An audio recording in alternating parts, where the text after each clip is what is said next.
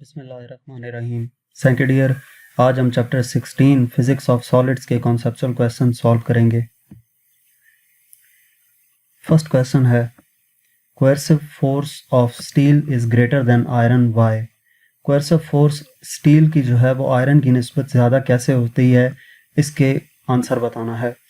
तो इसके लिए आपको कोएर्सिव फोर्स के बारे में नॉलेज होना ज़रूरी है कि कोएर्सिव फोर्स क्या होती है।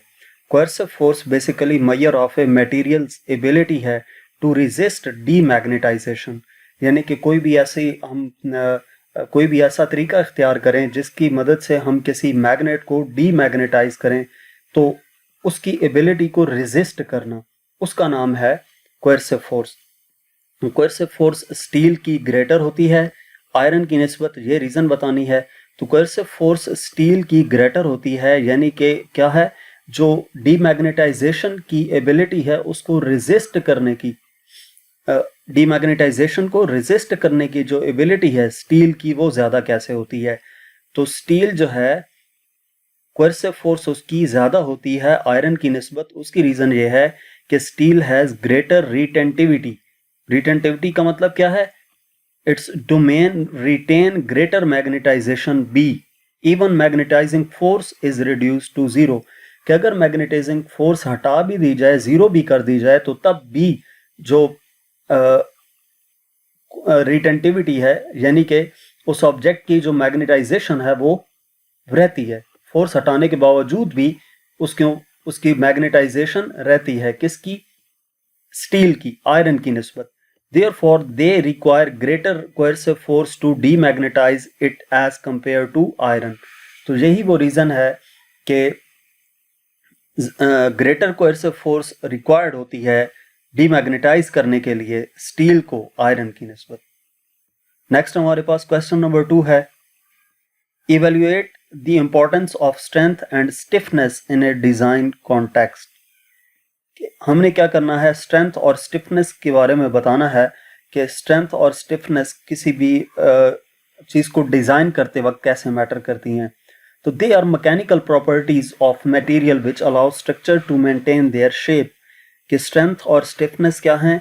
मैकेनिकल प्रॉपर्टीज़ हैं किसी भी मटेरियल की, जो ये अलाउ करती हैं कि कोई भी स्ट्रक्चर अपनी शेप कैसे मेंटेन करके रखेगा। सबसे पहले स्ट्रेंथ है the ability of the material to support a load force without breaking। कि स्ट्रेंथ क्या चीज़ है? कि किसी भी मटेरियल की वो एबिलिटी जिसमें सपोर्ट करे वो किसको, फोर्स को, विदाउट ब्रेकिंग, यानी कि टूटे भी ना और उसके ऊपर फोर्स भी अप्लाई हो। स्टिफनेस क्या है? the ability of the material to distribute a load and resist the deformation or deflection in shape and size। कि किसी भी मटेरियल की वो एबिलिटी जिसकी वजह से वो क्या करे, लोड डिस्ट्रीब्यूट करे और डिफॉर्मेशन, यानी कि उसके ऊपर को फोर्स अप्लाई की जा रही है उसको वो रेजिस्ट करे इन शेप एंड साइज। अब स्ट्रेंथ और स्टिफनेस की इंपॉर्टेंस क्या है? तो the strength and stiffness play an important role in designing the structure of bridges, girder and T iron. जाहिर सी बात है, जहां पे एक हमारे पास आ जाता है कि स्ट्रेंथ है और दूसरी जो स्टिफनेस है, तो ये काफ़ी ज़्यादा इंपॉर्टेंट होंगी उस वक्त जब हम डिज़ाइन करेंगे किसी भी ब्रिज का स्ट्रक्चर, उसमें यूज़ होने वाले गार्डर्स या टी आयरन। क्योंकि स्ट्रेंथ उनकी जितने ज़्यादा वो स्ट्रॉन्ग होंगे, जितने ज़्यादा मजबूत होंगे, उतना ज़्यादा स्ट्रक्चर पायदार होगा। An engineer when designing the structure select the right material for the structure, otherwise if they require strength and stiffness of the material is not taking into account, the structure will collapse। कि जाहिर सी बात है, कोई भी building या कोई भी चीज़ बनाते वक्त, उसको बनाते वक्त इंजीनियर्स जो मटेरियल सेलेक्ट करते हैं, अगर वो मटेरियल अच्छा होगा, उसकी स्ट्रेंथ अच्छी होगी, स्टिफनेस अच्छी होगी, तो वो मटेरियल क्या है, लॉन्ग टर्म के लिए यूज़ किया जा सकता है। कोई भी बिल्डिंग या ब्रिज बनाया जाए या कुछ भी बनाया जाए, लेकिन अगर वो लो क्वालिटी का मटेरियल उसमें यूज़ किया जाएगा तो वो जल्दी कोलैप्स कर जाएगा structure. Therefore, it is important to use the material of the required strength and stiffness in structure of the design। Next हमारे पास क्वेश्चन नंबर 3 है, discuss the superconductivity of a conductor with the help of a curve। Superconductivity क्या होती है किसी भी conductor की, उसको हमने कर्व की मदद से एक्सप्लेन करना है। तो ये डायग्राम में दिखाया गया है कर्व, ये जो है हमारे पास ब्लू कर्व जो है वो नॉन सुपर कंडक्टर के लिए है, और जो रेड कलर का कर्व दिखाया गया है ये सुपर कंडक्टर के लिए है। इसको हम जरा देखते हैं। सबसे पहले सुपर कंडक्टिविटी होती क्या है? The process of reducing the resistance of a material with low temperature to immeasurable low values is called superconductivity। कि वो प्रोसेस जिसमें रिड्यूस किया जाता है मटेरियल की रेजिस्टेंस को with low temperature to immeasurable low values is called superconductivity। There are certain materials whose resistivity becomes zero below a certain temperature। एक specific temperature, एक टेम्परेचर ऐसा होता है उस टेम्परेचर से कम जो है जो रेजिस्टिविटी है कुछ मटेरियल्स की वो जीरो होती है। This temperature is called Curie temperature, critical temperature. उस टेम्परेचर को हम क्रिटिकल टेम्परेचर का नाम देते हैं और उसको TC से रिप्रेजेंट किया जाता है। इस क्रिटिकल टेम्परेचर से नीचे जो टेम्परेचर होगा वहां पे मटेरियल्स सुपरकंडक्टर कहलाएंगे। Superconductors are used in magnetic resonance MRI, magnetic resonance imaging and faster computer chips. MRI में यूज किया जाता है सुपर कंडक्टर्स, और माइक्रो चिप्स में माइक्रो चिप्स जो कंप्यूटर में माइक्रो चिप्स लगी होती हैं उनके अंदर इस्तेमाल किया जाता है। तो सुपर कंडक्टर क्या होगा कि वो टेम्परेचर जिस पे रेजिस्टिविटी जो होती है किसी भी मटेरियल की बिलो जीरो रहती है, उससे उस टेम्परेचर को क्रिटिकल टेम्परेचर कहते हैं, और जहाँ पे रेजिस्टिविटी जीरो रहेगी इसका मतलब ये है कि वो सुपर कंडक्टर्स होंगे। तो क्रिटिकल टेम्परेचर से बिलो टेम्परेचर पे जितने भी मटेरियल्स हैं वो सुपर कंडक्टर कहलाते हैं। अब ये कर्व है, तो blue curve non super conductors के लिए है। इसमें टेम्परेचर इंक्रीज होने के साथ साथ रेजिस्टेंस भी इंक्रीज करती है। लेकिन जो ये है हमारे पास सुपर कंडक्टर के लिए जो रेड कलर का कर्व शो किया गया है उसमें आप देख सकते हैं 0 डिग्री सेंटीग्रेड से TC डिग्री सेंटीग्रेड तक जो हमारे पास टेम्परेचर था वो टेम्परेचर जहां से शुरू हुआ है जो क्रिटिकल टेम्परेचर है वहां से इस पॉइंट तक टेम्परेचर कांस्टेंट रहा है, लेकिन उसकी रेजिस्टेंस इंक्रीज होती गई है, और इस पॉइंट पर पहुंचने के बाद फिर वो रेजिस्टेंस इंक्रीज होने, टेम्परेचर इंक्रीज होने से रेजिस्टेंस इंक्रीज करती है। नेक्स्ट हमारे पास क्वेश्चन नंबर 4 है, distinguish between crystalline, amorphous and polymer solids. Crystalline, amorphous और पॉलीमर सॉलिड्स के दरमियान डिफरेंस बताना है। तो सबसे पहले क्रिस्टलाइन सॉलिड्स जो हैं वो कंसिस्ट कर रहे होते हैं उन पार्टिकल्स पे जो कि अरेंज्ड होते हैं 3 डायमेंशनल मैनर में। इंटरमॉलिक्यूलर फोर्सेस जो होती हैं उन 3 डायमेंशनल पार्टिकल्स के दरमियान इक्वल होती हैं। They are anisotropic and have a well defined melting point as well. Anisotropic होते हैं और इनका वेल डिफाइंड मेल्टिंग पॉइंट होता है। They are refer to as the true solids, इनको ट्रू सॉलिड्स का नाम भी दिया जाता है। एग्जाम्पल्स जो हैं क्रिस्टलाइन सॉलिड्स की वो डायमंड है, बेंजोइक एसिड है, ये हमारे पास क्रिस्टलाइन सॉलिड्स की एग्जाम्पल्स हैं। उसके बाद दूसरा आ जाता है अमorphous सॉलिड्स। अमorphous सॉलिड्स क्या है? अमorphous रेफर्स टू बीइंग शेपलेस। अमorphous का मतलब होता है कि जिनकी प्रॉपर कोई शेप नहीं होती। अमorphous solids have an irregular arrangement of the solid particles। अब क्रिस्टलाइन सॉलिड्स में तो प्रॉपर शेप थी, लेकिन अमorphous सॉलिड में प्रॉपर शेप नहीं होती, इरेगुलर अरेंजमेंट होती है सॉलिड पार्टिकल्स की। The intermolecular forces between them are not equal. अब यहाँ पे इंटरमॉलिक्यूलर फोर्सेस इक्वल थी, लेकिन अमorphous सॉलिड में जो इंटरमॉलिक्यूलर फोर्सेस होती हैं वो इक्वल नहीं होती। Also the distance between every 2 particles tends to vary. और इसी तरह जो डिस्टेंस होता है हर 2 पार्टिकल्स के दरमियान वो वैरी करता है, चेंज होता है। They do not possess a defined geometric shape.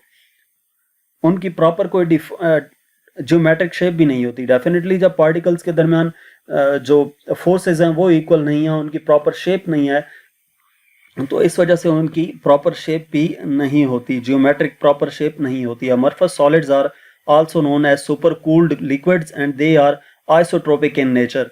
अब ये अमorphous solids जो होते हैं इनको हम supercooled liquids का नाम भी देते हैं और ये isotropic होते हैं नेचर में। Examples of amorphous solids include glass, naphthalene etc। जो एग्जाम्पल्स हैं अमorphous solid की वो हमारे पास उसमें गिलास होता है, नेफ्थलीन है, ये मौजूद होते हैं हमारे पास सॉलिड की, ये एग्जांपल्स हैं। तीसरी हमारे पास जो डिस्कशन है वो है पॉलीमर सॉलिड की। They are said to be more or less solid materials because their structure is in between an order and disorder structure, कि ये जो हैं polymeric solid more or less solid materials होते हैं, क्योंकि इनका जो स्ट्रक्चर है वो क्रिस्टलाइन और अमorphous सॉलिड के दरमियान में एग्जिस्ट कर रहा होता है। इसकी प्रॉपर शेप थी, इसकी प्रॉपर शेप नहीं थी। तो इसी तरह अगर हम पॉलीमरिक सॉलिड की बात करेंगे तो इसकी शेप जो है वो इन बिटवीन क्रिस्टलाइन और अमorphous सॉलिड, और इसी तरह बाकी जो हमने प्रॉपर्टीज पढ़ी हैं वो भी in between crystalline solids and amorphous solids exist कर रही होंगी। They can be said to be partially or poorly crystalline solids. तो इनको हम पॉलीमरिक सॉलिड्स को हम दूसरा नाम क्या देते हैं? Partially or poorly crystalline solids. Next question number 5 है, what is the difference between elastic deformation and plastic deformation? Elastic deformation और प्लास्टिक डिफॉर्मेशन के दरमियान डिफरेंस क्या है वो बताना है। तो elastic deformation is the deformation that disappears upon the removal of an external forces causing the alteration and the stress associated with it। कि इलास्टिक डिफॉर्मेशन क्या होती है? ये वो डिफॉर्मेशन है जो डिसअपियर हो जाती है जब जब एक्सटर्नल फोर्स उसके ऊपर जो अप्लाई की गई थी उसको रिमूव कर दिया जाए, तो उसकी वजह से उस सब्जेक्ट में अल्टरेशन हो जाएगी। ठीक है। प्लास्टिक डिफॉर्मेशन क्या है? इज द परमानेंट डिफॉर्मेशन और चेंज, यानी कि जो इलास्टिक डिफॉर्मेशन है वो टेम्परेरी डिफॉर्मेशन है। इसमें जो फोर्स लगा रहे होंगे, जब वो फोर्स हटा ली जाएगी तो वो ऑब्जेक्ट वापस अपनी पहली पोजीशन में आ जाएगा, उसको इलास्टिक डिफॉर्मेशन कहेंगे। जैसे कि फॉर्म होता है, फॉर्म को अगर हम प्रेस करें, मैट्रिसेस के अंदर जो फॉर्म लगा होता है उस फॉर्म को हम प्रेस करें, फोर्स लगाएं, वापस छोड़ें, फोर्स हटाएं तो वो वापस अपनी पहली पोजीशन में आ जाता है। ठीक है। Plastic deformation is the permanent deformation or change in shape of a solid body without fracture under the action of a sustained force।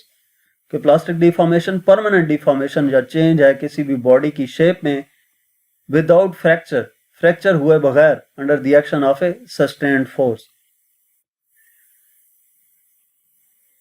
अच्छा, दूसरा हमारे पास जो है it is reversible process. Reversible process से मुराद ये है कि फोर्स लगाई जाए तो वो ऑब्जेक्ट में डिफॉर्मेशन हो जाती है, फोर्स हटाई जाए तो वो ऑब्जेक्ट वापस आ जाता है, तो रिवर्स हो गया उसका।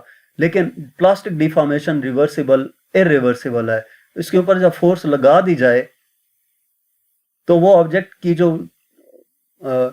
उसमें जो डिफॉर्मेशन है वो परमानेंट हो जाती है, फोर्स हटाने के बाद वो ऑब्जेक्ट वापस पहली पोजीशन में नहीं आता। तीसरा पॉइंट है, it is non permanent, the substance can resume the initial state back. ये नॉन परमानेंट है, परमानेंट नहीं होता। इसमें जो भी सब्सटेंस है वो इनिशियल स्टेट को वापस हासिल कर लेता है। और जो तीसरा है, it is permanent, the substance stage unchanged after removing the stress. ये जो प्लास्टिक डिफॉर्मेशन है वो परमानेंट होती है और जो सब्सटेंस है वो अनचेंज रहता है जब स्ट्रेस रिमूव कर दिया जाए। फोर्थ है, it causes the chemical bonds of the substance to undergo stretching and bending. Elastic deformation की वजह से क्या होता है कि इसकी वजह से जो केमिकल बॉन्ड्स हैं सब्सटेंस के वो स्ट्रेच हो जाते हैं या बेंड कर जाते हैं, जबकि प्लास्टिक डिफॉर्मेशन में कुछ केमिकल बॉन्ड्स की वजह से जो सब्सटेंस है वो ब्रेकेज के हद तक भी पहुंच जाता है, यानी कि टूट भी सकता है। तो फिफ्थ पॉइंट है इलास्टिक डिफॉर्मेशन का, in this process atoms do not slip pass on each other. जो एटम्स हैं वो एक दूसरे के ऊपर स्लिप नहीं हो सकते, जबकि प्लास्टिक डिफॉर्मेशन में एटम्स जो हैं वो स्लिप कर जाते हैं एक दूसरे पे। नेक्स्ट हमारे पास क्वेश्चन नंबर 6 है, differentiate between paramagnetic, diamagnetic and ferromagnetic materials with suitable examples. Paramagnetic, diamagnetic और फेरोमैग्नेटिक मटेरियल्स के दरमियान क्या डिफरेंस है, सूटेबल एग्जांपल की मदद से बनाना है। तो पैरामैग्नेटिक सब्सटेंस कौन से होते हैं? In these substances, the orbits and the spin axis of electron in an atom are so oriented that their fields support each other and the atoms behaves like a tiny magnet। कि paramagnetic substance वो substance होते हैं जिनमें orbits जो हैं या spin access जो हैं इलेक्ट्रॉन्स के किसी भी एटम में, वो कुछ इस तरह से होते हैं कि उनकी फील्ड सपोर्ट कर रही होती है एक दूसरे को, और एटम बिहेव करते हैं लाइक अ टिनी मैग्नेट, यानी कि एटम्स जो हैं वो टिनी मैग्नेट के तौर पर काम कर रहे होते हैं पैरामैग्नेटिक सब्सटेंस में। Substances with such atoms are called paramagnetic substances, और ऐसे सब्सटेंसेस से मिलकर बनने वाले एटम, जिन एटम्स से मिलकर बने होते हैं, उनको हम पैरामैग्नेटिक सब्सटेंसेस कहते हैं। Paramagnetic substances include magnesium, molybdenum and lithium. ये कुछ एग्जांपल्स हैं पैरामैग्नेटिक सब्सटेंसेस की। दूसरे नंबर पर आ जाता है diamagnetic substances. In these substances the orbits and the spin axis of electrons in an atom are so oriented that their fields cancel each other and the net magnetic field is zero. Paramagnetic में जो electrons थे वो atom के, वो कुछ इस तरह से ओरिएंटेड होते हैं कि उनकी जो फील्ड होती है वो सपोर्ट करती है एक दूसरे को, और वो एटम्स बिहेव करती हैं लाइक अ टिनी मैग्नेट। लेकिन डायमैग्नेटिक सब्सटेंस में जो ऑर्बिट्स और स्पिन एक्सिस हैं इलेक्ट्रॉन के किसी भी एटम में, वो कुछ इस तरह से मौजूद होते हैं कि उनकी फील्ड्स एक दूसरे को कैंसल आउट कर देते हैं, तो नेट मैग्नेटिक फील्ड जीरो हो जाती है। These are called diamagnetic substances. इनको हम डायमैग्नेटिक सब्सटेंसेस कहते हैं। Water, copper and antimony are diamagnetic substances. ये एग्जांपल्स हैं कि वाटर, कॉपर और एंटीमनी जो हैं वो डायमैग्नेटिक सब्सटेंसेस हैं। तीसरा आ जाता है हमारे पास फेरोमैग्नेटिक सब्सटेंसेस। फेरोमैग्नेटिक सब्सटेंसेस कौन से होते हैं? There are certain solids in which the atoms cooperate in such a way that their individual magnetic fields are added to exhibit a strong magnetic effect. Such substances are called ferromagnetic substances. कि कुछ हमारे पास solids ऐसे हैं जिसमें atoms जो हैं वो cooperate करते हैं कुछ इस तरीके से कि उनके इंडिविजुअल मैग्नेटिक फील्ड जो हैं वो ऐड हो जाती हैं। ऐड अप होने के बाद वो एक स्ट्रॉन्ग मैग्नेटिक इफेक्ट क्रिएट करती हैं।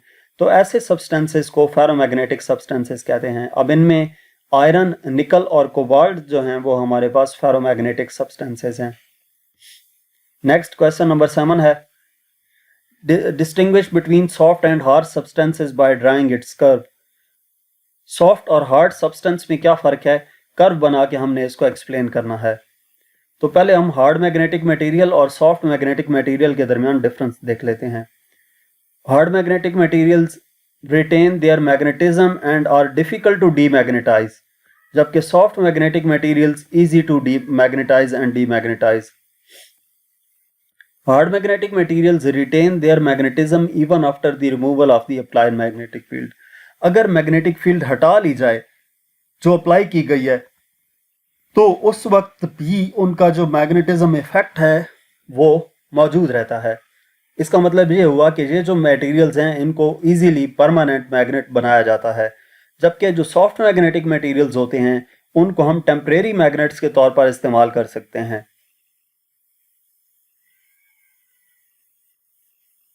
तो इसका मतलब ये है कि इजीली ये मैग्नेटाइज और डीमैग्नेटाइज हो सकते हैं। थर्ड है, they have large hysteresis loss due to large hysteresis loop area. इसका हिस्टेरेसिस लूप एरिया ज़्यादा होता है हार्ड मैग्नेटिक मटेरियल्स का, इस वजह से इनका लार्ज हिस्टेरेसिस लॉस होता है। इसी तरह जो सॉफ्ट मैग्नेटिक मटेरियल्स हैं इनका स्मॉल हिस्टेरेसिस लूप एरिया होता है, तो इस वजह से इनका हिस्टेरेसिस लॉस भी स्मॉल होगा। फोर्थ है, magnetic energy stored is high. जो मैग्नेटिक एनर्जी स्टोर की जाती है हार्ड मैग्नेटिक मटेरियल्स में वो हाई होती है, जबकि मैग्नेटिक एनर्जी जो सॉफ्ट मैग्नेटिक मटेरियल्स में होती है वो लेस होती है। Coercivity and retentivity values are large. Hard magnetic materials में कोएर्सिविटी और रिटेंटिविटी वैल्यूज जो होती हैं वो लार्ज होती हैं, जबकि सॉफ्ट मैग्नेटिक मटेरियल्स में coercivity and retentivity values are less, ये हमारे पास लेस होती हैं। कोएर्सिव फोर्स या कोएर्सिविटी और जो रिटेंटिविटी है ये मैं पीछे क्वेश्चन में भी एक्सप्लेन कर चुका हूँ आपको। अब इसके बाद इन्होंने कहा था कि इसका कर्व भी बनाना है, तो नेक्स्ट स्लाइड में हम इसका कर्व देख लेते हैं। ये हमारे पास सॉफ्ट मैग्नेटिक मटेरियल और हार्ड मैग्नेटिक मटेरियल का कर्व है। हार्ड मैग्नेटिक मटेरियल का जो कर्व है उसका एरिया ज़्यादा होता है, तो वहाँ पे लार्ज कोएर्सिव फोर्स मौजूद होती है, जबकि सॉफ्ट मैग्नेटिक मटेरियल का जो एरिया है वो कम होता है, तो स्मॉल कोएर्सिव फोर्स वहाँ पर एग्जिस्ट कर रही होती है। नेक्स्ट हमारे पास क्वेश्चन नंबर 8 है, what is the difference between brittle and ductile materials. Brittle और डक्टाइल मटेरियल्स में क्या डिफरेंस है उसको एक्सप्लेन करना है। तो डक्टाइल मटेरियल्स और ब्रिटल मटेरियल्स को अगर हम बात करें तो सॉलिड, पहले हम डक्टाइल मटेरियल्स का फर्स्ट पॉइंट देखते हैं कि solid materials that can undergo substantial plastic deformation prior to fracture are called ductile materials। कि ऐसे सॉलिड मटेरियल्स जिनकी मदद से प्लास्टिक डिफॉर्मेशन हो सके उनको हम डक्टाइल मटेरियल्स का नाम देते हैं, जबकि ऐसे सॉलिड मटेरियल्स जो कि निग्लिजिबल प्लास्टिक डिफॉर्मेशन करते हैं वहां पर उनको हम ब्रिटिल मटेरियल्स का नाम देते हैं। जो डक्टाइल मटेरियल्स होते हैं उनकी मदद से हम वायर्स बना सकते हैं उनको स्ट्रेच करके, जबकि ब्रिटल मटेरियल्स जो होते हैं वो ज़्यादा इजीली टूट जाते हैं, क्रैक आ जाते हैं उनमें। डक्टाइल मटेरियल्स डिफॉर्मेशन शो करते हैं, यानी कि उसमें डिफॉर्मेशन की जो खासियत है वो मौजूद होती है। ब्रिटल मटेरियल्स में डिफॉर्मेशन नहीं होती। Ductility is affected by temperature. Ductile materials की जो डक्टिलिटी है वो इफेक्ट करती है टेम्परेचर की वजह से, जबकि ब्रिटलनेस जो है वो इफेक्ट होती है प्रेशर की वजह से। डक्टाइल मटेरियल्स जो हैं, मेजर एग्जांपल्स डक्टाइल मटेरियल की एग्जांपल मेटल है और ब्रिटल मटेरियल की जो मेजर एग्जांपल है वो गिलास या सिरामिक है। Next question number 9, how can the conductivity of A semiconductor be raised. Semiconductor की जो कंडक्टिविटी है वो कैसे रेज की जा सकती है। तो सेमीकंडक्टर की कंडक्टिविटी हम डिफरेंट मेथड से इंक्रीज कर सकते हैं। पहला मेथड है हमारे पास doping. The addition of impurity atoms to a pure semiconductor is known as doping, यानी कि पेंटावेलेंट या ट्राइवेलेंट ग्रुप से हम क्या करते हैं, डोपिंग करवा देते हैं फोर्थ ग्रुप के एटम के साथ, तो वो हमारे पास प्योर सेमीकंडक्टर बन जाता है। प्योर नहीं, वो इम्प्योर बनता है, लेकिन उस डोपिंग के प्रोसेस की मदद से वो जो सेमीकंडक्टर है उसकी कंडक्टिविटी जो है वो इंक्रीज कर जाती है। दूसरा पॉइंट है बाय इंक्रीज इन टेम्परेचर, कि टेम्परेचर इंक्रीज करने से भी कंडक्टिविटी, जो सुपर कंडक्टर की कंडक्टिविटी, सेमीकंडक्टर की जो कंडक्टिविटी है वो की जा सकती है increase of in case of semiconductor there is an energy gap between the valence band and the conduction band, but at 0 kelvin no electron has sufficient energy to cover this gap। कि semiconductor में energy gap जो मौजूद होता है valence band और conduction band में, 0 kelvin temperature पे electron जो हैं वो सफिशिएंट एनर्जी हासिल नहीं कर पाते उस गैप को फिल करने के लिए। So when temperature of semiconductor increase, जब टेम्परेचर इंक्रीज करेंगे सेमीकंडक्टर का तो कोवेलेंट बॉन्ड्स जो हैं, कोवेलेंट बॉन्ड में बैंड में break up and some of the electrons may acquire sufficient energy to cover this gap, thereby increasing the conductivity। यानी कि टेम्परेचर इंक्रीज किया तो इन इलेक्ट्रॉन्स को इतनी एनर्जी मिल गई कि वो उस गैप को कवर कर सकें। जब वो गैप कवर हो जाता है तो फिर उनकी जो सेमीकंडक्टर की कंडक्टिविटी है वो रेज कर जाती है। Where in case of metals with the increase in temperature the collisions increases due to which there is more hindrance to the flow of electrons which will ultimately decrease the conductivity।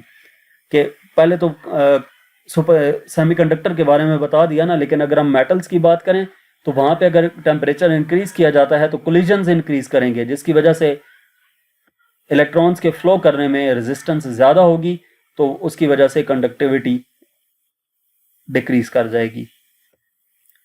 Next हमारे पास question number 10 है, is there any difference in the length of a 20 metre steel girder when standing vertically and horizontally. कि क्या difference होगा 20 metre steel girder में अगर उसको vertically या हॉरिजॉन्टली हम क्या करें, स्टैंड करवाएं। तो यस, 20 मीटर स्टील गर्डर की लेंथ में फर्क आएगा अगर हम उसको हॉरिजॉन्टली या वर्टिकली स्टैंड करते हैं। There is a difference in the length of a 20 meter steel girder when standing vertically and horizontally. When the girder is vertically standing, its length will be fractionally shorter and standing horizontally. Explanation क्या है? Stress हमें पड़ता है force per unit area होती है is equal to perpendicular force per unit area. When the steel girder is vertical, then due to small area of end face, a stress can cause a change in its length. But when the girder is lying horizontal, due to large area of the side face, the same stress causes a negligible change in the length. यानी कि अगर उस girder को हम vertically रखते हैं, vertically रखने से स्मॉल एरिया जो है वो डिक्रीज कर जाएगा, एरिया डिक्रीज करेगा तो स्ट्रेस ज़्यादा होगी। और अगर हम उसको हॉरिजॉन्टली रखते हैं, एरिया ज़्यादा, जो कॉन्टैक्ट एरिया है वो ज़्यादा हो जाएगा, एरिया ज़्यादा होने की वजह से स्ट्रेस कम हो जाएगा। Therefore, the same stress cannot produce as much change in length when it is horizontal. क्या जो सेम स्ट्रेस है वो चेंज नहीं हो सकता, produce as much change in length when its is horizontal. Next हमारे पास क्वेश्चन नंबर 11 है, why would it be advantages to use super conductor in MRI machine. MRI machine में सुपर कंडक्टर इस्तेमाल करने का क्या एडवांटेज हो सकता है? Superconductors enable lower cost MRI systems. Superconductors provide significantly higher current densities and also able to conduct direct current without resistance below a critical temperature and applied field. कि superconductors क्या है? पहली बात तो यह है कि वो लो कॉस्ट MRI सिस्टम्स हमें दे सकते हैं। सुपरकंडक्टर्स जो हैं वो हाई करंट डेंसिटीज प्रोवाइड करते हैं और इसी तरह वो कंडक्ट करते हैं डायरेक्ट करंट रेजिस्टेंस के बगैर। और ये कब पॉसिबल होता है? बिलो अ क्रिटिकल टेम्परेचर पे, below critical temperature and applied field. The strong magnetic field allows for the highest quality imaging and super conductivity keeps the system economical to operate. जो strong magnetic field है वो allow करती है highest quality imaging और super conductivity, जो कि system को economical system को वो ऑपरेट कर रही होती है। तो यहाँ तक हमारे पास इस चैप्टर के कॉन्सेप्चुअल क्वेश्चंस थे। मजीद किसी भी चैप्टर की एक्सरसाइज का सोल्यूशन देखने के लिए आप हमारा चैनल विजिट कर सकते हैं, या इसके अलावा अगर आप किसी भी सब्जेक्ट की ऑनलाइन या होम ट्यूशन पढ़ना चाहते हैं तो हमसे व्हाट्सएप पे कांटेक्ट कर सकते हैं। Thank you.